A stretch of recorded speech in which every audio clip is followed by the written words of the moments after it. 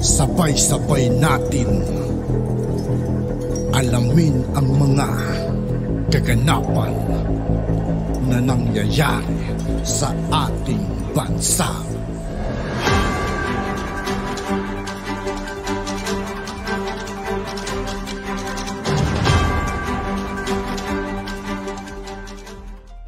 Yo, what's up mga kaibigan? This is I2K po again.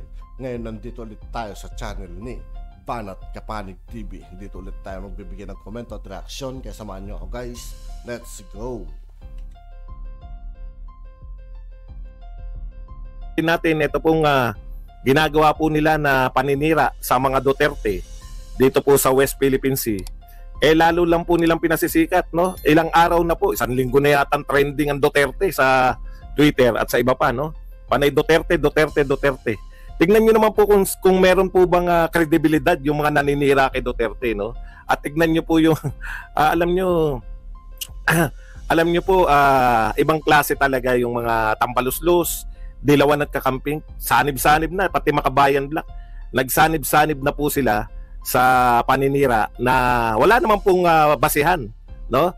Yung ipinaninira. Ngayon po nagkaroon na naman sila ng lahat po sila ang bukang bibig sa paninira kay Duterte ay Roque. Sinabi ni Roque.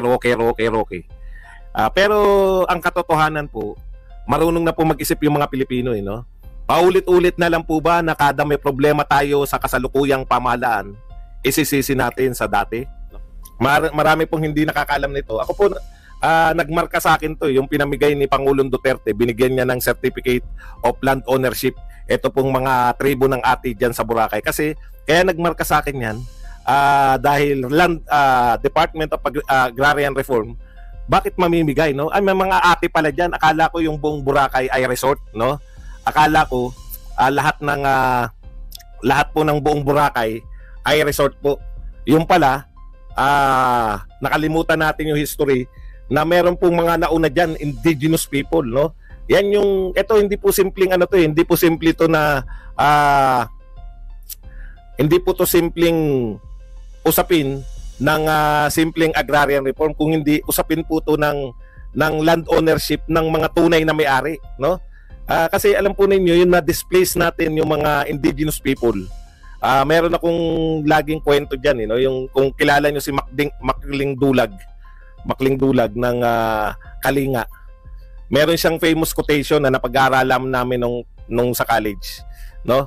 Ang sabi niya, may mga pumunta rito na may daladalang kapirasong papel at sinasabing kanila daw yung lupa, no? Na yung mga lupain, kabundukan, mga lahat ng dinatnan na namin, no? Yung tinirhan ng aming mga nuno, tinirhan ng aming mga magulang, no? Ay may daladala silang papel at sinasabi nila na kanila daw, no? Paano nyo aariin? Ito napakasimple lang, paano mo aariin yung isang bagay na nauna pa sa iyo? Alam nyo, yung batas kasi natin nakabatay sa mga papel-papel. Pero kung pakikinggan nyo yung logic ni Makling Dulag, di ba? Pumunta kayo rito, biglang kayo ang may-ari ng lupain na nauna pa sa inyo. Ano nyo aariin yan?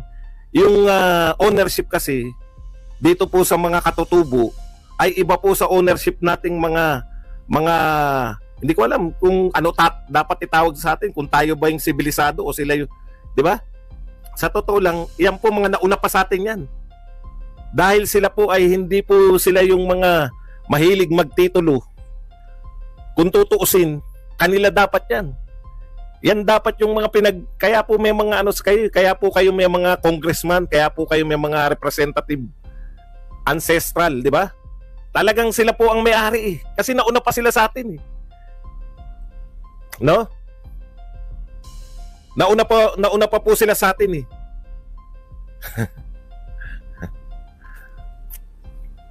Ngayon, si Pangulong Duterte recognizing yun, nire-recognize po yun, yung sitwasyon na yun na may mga katutubo dyan, binigyan niya po ng lupain through Department of Agrarian Reform. At yan po ay nabigyan niya ng Certificate of Land Ownership. Pagkaalis po ni Pangulong Duterte, sa madaling salita, wala na po si Pangulong Duterte, binawi po ng supposedly may-ari In contrast, di po ba? Ang ganda po nun eh. Yung mga tao, no? Yung mga tao po na nauna pa sa atin diyan sa Boracay. Biglang palalayasin natin na sasabihin natin na atin 'yan dahil sa kapirasong papel. Hindi po makatarungan eh sa mga katutubo, no? Porket wala po sila. Porket wala po sila sa wala po silang mga titulo. Ang pagbabatayan po, hindi po natin kinoconsider kung bakit binigyan ni Pangulong Duterte ng mga lupain itong mga ati na to. Alam niyo po, sa Davao kasi sanay sila sa Pangulong Duterte. Sa Davao, meron pa silang yung magsaysay part. Nakita niyo yung ino-honor po nila yung mga katutubo doon, yung iba't ibang katutubo sa Davao. No? Kaya alam ko kung saan naggagaling yun eh. Masyadong tineknikal. Tineknikal po itong mga kapatid nating ati. Kasi yung claimant, sinabi nila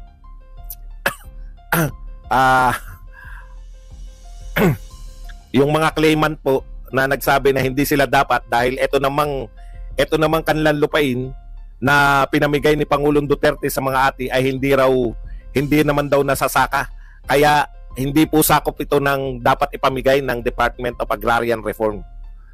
No? Sabi naman po ng isang madre na umaalalay doon sa mga ati, sabi nila, paano niyo sasabihin na hindi mali yung ibig sabihin sa korte o sa Department of Agrarian Reform Regional Office nagbigay yung ng soil sample. Ito po pinagbatayan nila, yung nagbigay ng soil sample, yung pong nagki-claim na may-ari nung lupain, na yung lupain daw niya ay hindi anong tawag doon, hindi pwedeng taniman, no? Hindi pwedeng gawing farmland, agricultural land, hindi agricultural land yung kanyang lupain. Kaya hindi pwedeng ipamigay to hindi pwedeng i-under to sa DAR, no? Okay. Tapos ang katwiran naman po nitong mga ati, yung yan pong problema, syempre konti lang pong may aral diyan eh, di ba? Not fit for agriculture. Tama. Maraming salamat, Cardo. Ito naman po mga ati, sabi po nung mga nag-assist sa kanila, alam niyo po yung mga katutubo, no, yung mga nag-assist na madre, sabi nila, paano niyo sasabihin hindi fit for agriculture sila yung nag-u-apply, sila yung mga pananim na mga ati ang nagsusupply dito sa mga hotel sa Boracay.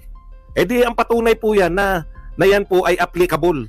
Kaya po, para niyo rin sinabi na hindi pinag-aralan yan nung panahon ni Pangulong Duterte, nung Agriculture Department, yung DAR noon, nasasabihin na ito ay pwedeng ipamahagi, tapos parang yung sinabi na walang kwenta yung ano nyo, yung pag-aaral na ginawa nyo, binigyan nyo ng lupain na hindi naman pwedeng magsaka. Hindi pwedeng magsaka yung mga ati sa binigay na lupain. Parang kalokohan naman yata yun. Okay, pero ito lang po, no? Ito lang yung masasabi natin, no? Yan po pinamigay, nabalitaan natin yan lahat. Nagtaka nga ako eh. Akala ko ang Boracay hindi pa kasi ako nakakarating ng Boracay at that time. Akala ko ang Boracay panay resort lang. Yung pala may community pa. Malawak po ang Boracay. Baka akala nyo, yun nga, nakita ko nga ron, may mga tinatayo pa na pangmunyaman lang talaga eh. Makikita po ninyo. Okay, so ito po, napakalaking usapin po to. Hindi lang po to simpleng usapin ng agrarian reform. Usapin din po to ng mga katutubo natin na na-displace na nung araw, samantalang kanila po dapat yan. Kasi sa Amerika meron ng ganyan, di ba? Pinangangalagaan na yung mga ancestral domain ng mga Indian, kaya nga yung mga Indian marami pong ibinigay na pag-aari. Yung actually sa Yellowstone na nanonood ako ng may mga pag-aari yung mga Indian mga American Indian. Sana ganun din dito sa atin, no? Kilalanin talaga yung kanilang Hindi naman po marami ang mga yan, hindi naman po buong Boracay yung inaangkin nila.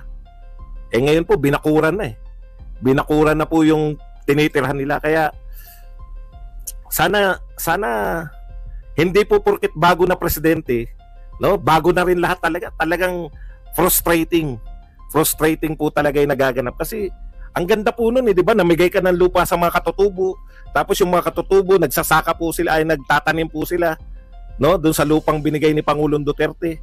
Tapos babawiin lang ng mga technicalities. Grabe naman. So walang palipaliwanag, hindi po hina-highlight yan ng mga media natin. Walang nagrereklamo Oh, mga makabayan black, asan kayo? Eto, inaapi yung mga Pilipino. Ni ho, wala. Mga Trillanes, Laila de Lima, nasan kayo? Panay kayo, Duterte. Pagtungkol kay Duterte, pro-China ka.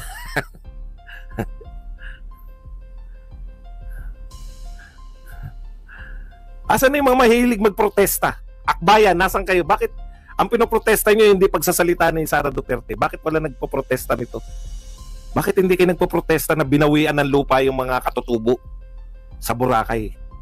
Grabe, no? Alam na alam mo yung estilo.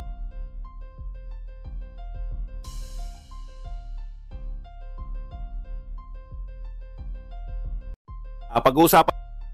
At yun nga po mga kaibigan, dito po nagtatapos ang ating reaction video. Muli ako po si I2K ng Sundalo ng Dunggalo. Maraming salamat sa patuloy na pagsuporta. Here, peace out.